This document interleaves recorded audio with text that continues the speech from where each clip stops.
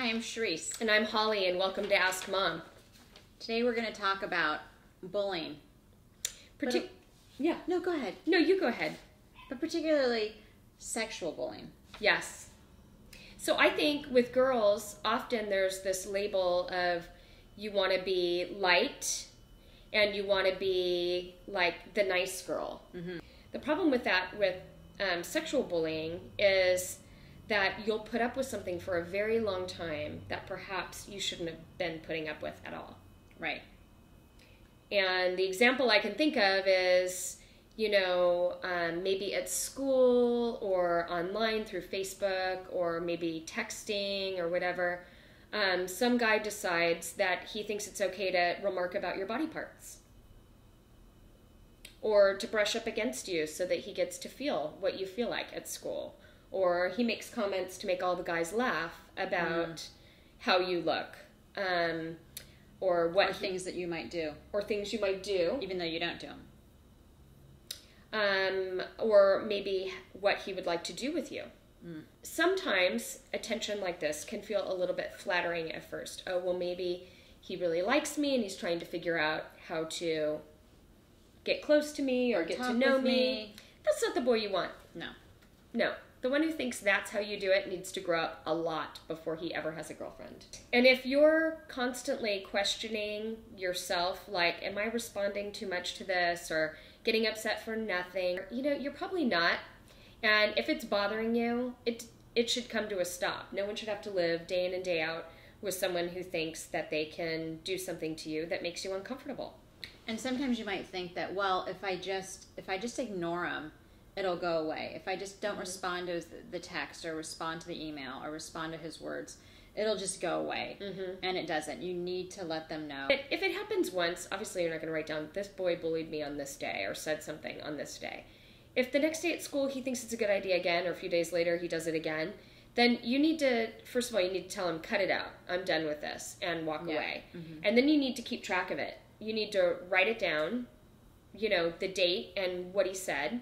If he sends you texts or emails, you need to keep it so that you have a record of it. Because if you just go, you should always feel that you have the right at any time to go to an adult on your campus, particularly if it's happening there, and say, this is going on, I'm not comfortable with it, I want it to come to a stop. If it has to come to that, and you have to have, one of the school counselors help you resolve it, they'll want to bring him in and most likely he's going to deny it so he doesn't get in trouble.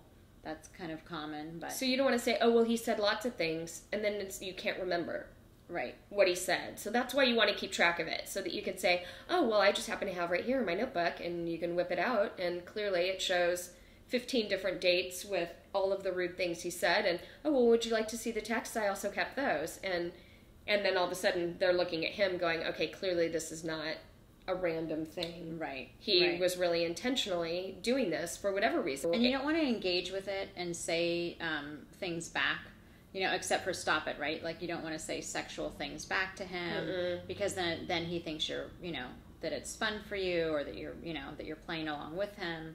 And then that could get you into trouble. Well, she said this, so. Exactly. So, talk to an adult if it's happening. If you're a witness to somebody being bullied in any situation, you need to give them your friendship. Mm-hmm. You need to go to them and say, I saw what happened, that wasn't okay, I hope you're going to tell an adult. If you don't feel the courage to tell an adult, can I please tell an adult for you? Right. And then if they're like, no, I'm just going to make it worse, it's going to make it worse, then you go home and you tell your parents. Right. You say, this went on at school, this is not just kids being kids, like this person is really becoming a victim of this other person, and I want you to know about it, and allow your parents the space to be able to go to the school, email the principal, do whatever they need to do. This can happen in a lot of ways too. I mean, I have heard of some experiences where, like, coaches were inappropriate with girls on their teams.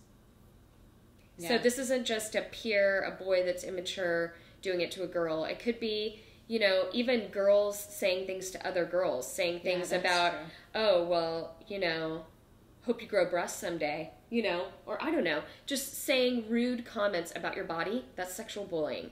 Right. And if it's, one time and it's a mean girl and you go, she's a mean girl, and it goes away, sometimes you just have to deal with stuff like that. If it starts happening regularly and they're saying stuff and they're spreading stuff and you see it online, and deal with it. Don't let it go on and on and on and kill your self-esteem and create a situation where now you need emotional help because you're so depressed over what's going on. Confront it.